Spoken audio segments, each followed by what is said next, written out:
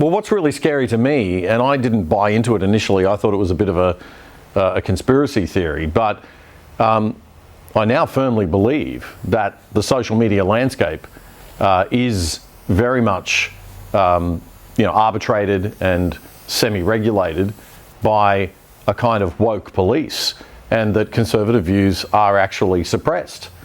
And if you don't have the right sort of think, then you will get throttled by the algorithms. Do you have any evidence from a branding and marketing side that that's actually going on? Well, I'm certainly aware of the fact that it's happened to... In Australia, I mean.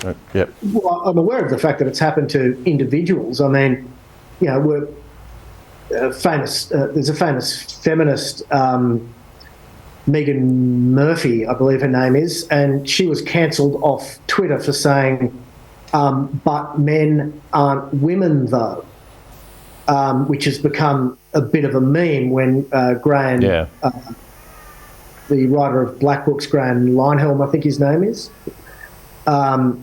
he was kicked off Twitter for misgendering people, and when he was finally allowed back on Twitter because, thanks to Elon Musk and his dedication to freedom of speech, which he's been enormously chastised for, Graham Lineham's first tweet was, "Men aren't women though." So it's certainly happening to individuals. And yes, people need to watch what they say, or they get warnings.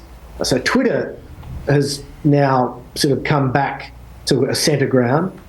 But anything on Google, so that would be YouTube and Instagram, you need to be very careful about what you say, or your entire account will be cancelled.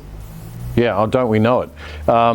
So, yeah, I mean, you've got to be very, very, very careful.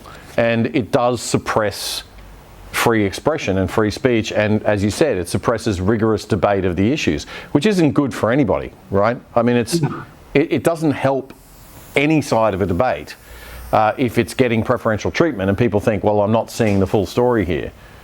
It actually backfires. I don't think anybody in China, well, I know from experience that, people in China don't look at the news and say, well, that's the news. They look at the news and say, well, that's the government.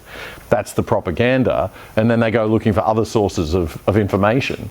And so even when the government is telling the truth, the people don't believe them. There's no trust there.